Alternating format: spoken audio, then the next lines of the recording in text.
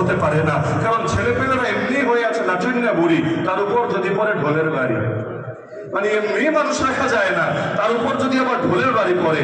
গান দেখবেন ওই মিউজিক যখন বাজে প্রচন্ড বিট দিয়ে দিয়ে, ওই সময় কি হয়, এমনি এমনি অনেকের শরীর নড়তে থাকে, মানে যতক্ষণ চলছে পরে আর থামানো যায় না, শরীরের এক একটা অর্গান আলাদা করে করে নড়তে থাকে। তো হালতটা এমন। তো সবাই মিলে যদি উদ্যোগ নেয়, যেমন ধরেন শুরু করেন এই মাইক দিয়ে, আমাদের এই যে মাইকের যে ভাইয়েরা আছে তারা যদি বলে কোনো গান বাজনায় আমাদের মাইক দেব না, রিজিক আল্লাহর হাতে, আরে 10টা 20টা অনুষ্ঠানে না দিলে কি হবে, যেটা আমার কপালে লেখা আছে আসবে আসবে, হাদিসে স্পষ্ট আছে, একটা দানা বাকি থাকতে মালাকুল মউত পারবে না আপনার জান কবজ করতে।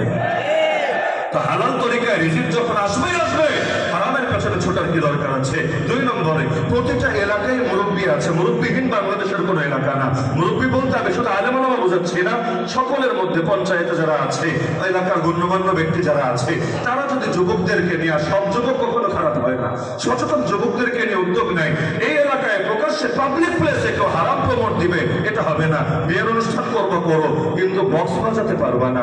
আমি বাংলাদেশের বহু এলাকা দেখে দেখে বলছি, কারণ পুরো দেশকে মোটামুটি আমাদের ঘোরা আছে।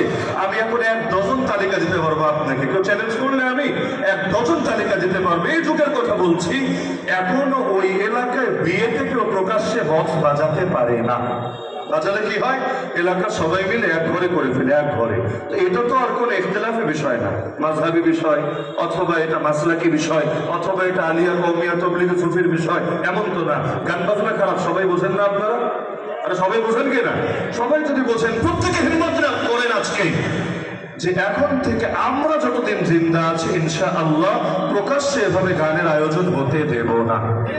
প্রথমে গিয়ে বোঝাবেন, চাপ প্রয়োগ করবেন, যদি না মানে 999-এ কল দিবেন। 999 আছে না, যে এখানে পাবলিক প্লেসে এমন কিছু করা নিষিদ্ধ যাতে অন্যের ক্ষতি হয়।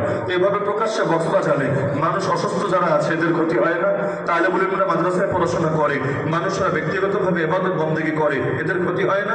এমনকি এগুলোর কারণে অনেক সময় মারপিট হয়। নারায়ণগঞ্জের ঘটনা দেখেছেন, মসজিদে জুম্মার নামাজ চলছিল আর শেখ রাসেল পার্কের মধ্যে গান বাজনা বাজাচ্ছিল এসএসসির এক ব্যাচের ছাত্ররা পিকনিকে গিয়ে।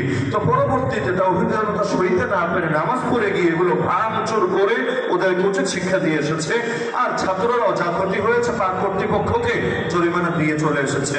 ইচ্ছা খতম। কিন্তু 2 মাস পরে টার্গেট করে করে আমাদের কিছু হুজুরদেরকে ঢাকার নারায়ণগঞ্জে মামলা দিয়েছে। ঘটনা 2 মাস আগে, মামলা দিয়েছে 2 মাস পরে। তো চুরির মামলা, ভাঙচুরের মামলা, নাউযুবিল্লাহ মিন যালিক। তো তারপরও কিচ্ছু করতে পারে নাই। কেন জানেন? এলাকার সকল ঐক্যবদ্ধ ছিল।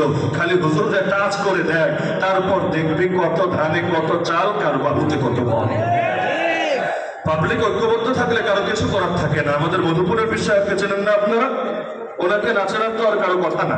মধুপুরের পীর সাহেব, সে 2021 সালে যখন আমরা 1300 জন একসঙ্গে কারাগারে, ওই সময় একবার না একাধিকবার গিয়েছে গ্রেফতার করতে, বিশাল ফোর্স নিয়ে, গাড়ির পর গাড়ি, কারণ এত বড় পীর সাহেবরা গ্রেফতার করবে, ওদেরও তো একটা চিন্তা আছে, নিজেদের নিরাপত্তা নিশ্চিত করে ঢুকেছে।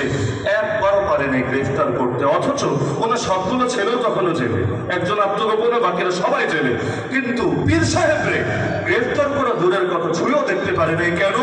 যেই কয়েকবার এলাকায় ঢুকেছে, আরে মুসলমান তো মুসলমান, হিন্দু নারীরা পর্যন্ত ঘর থেকে বের হয়েছে, তা নিয়ে, বটি নিয়ে, যার যা আছে তা নিয়ে, যে আমরা বেঁচে থাকতে আমাদের পীর সাহেবরা ধরে নিয়ে যাওয়া, এটা হবে না। পীর সাহেবরা যদি নিতে হয়, আরে তোমাদের গাড়ির চাকা আমাদের বুকের উপর দিয়ে চালাতে হবে। যতদিন আমরা জিন্দা আছি আমরা কিছুতেই মেনে নেব না আমাদের পীর সাহেবকে গ্রেফতার করবো। পারে নাই এখনো পর্যন্ত। 2021-এর কথা, আজ 2024, পারে নাই, পারবেও না ইনশাআল্লাহ।